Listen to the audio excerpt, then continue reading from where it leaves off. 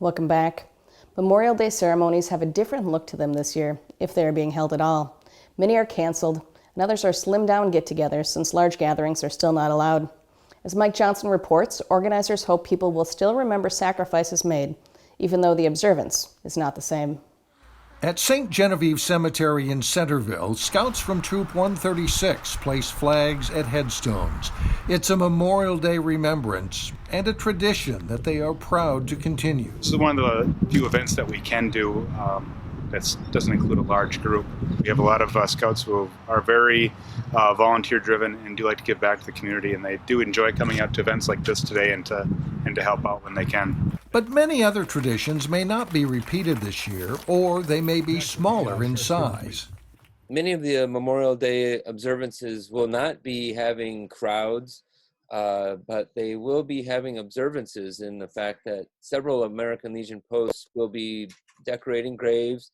They will be holding ceremonies where they play taps, they pray, they read the names of the fallen. And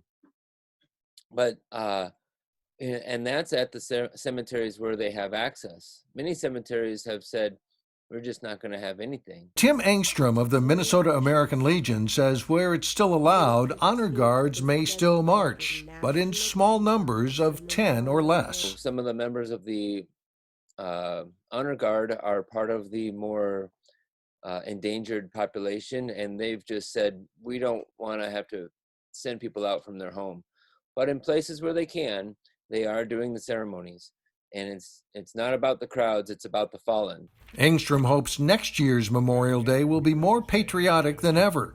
But he says there's also a good reason to remember 2020. I'm hoping that in the long term that 2020 becomes a good lesson in that makes us cherish some of our more everyday things more and cherish our holidays even more. If you are unable to attend a ceremony, Engstrom says simply light a candle in your home to remember the veterans who fought for this country. For North Metro TV News, I'm Mike Johnson reporting.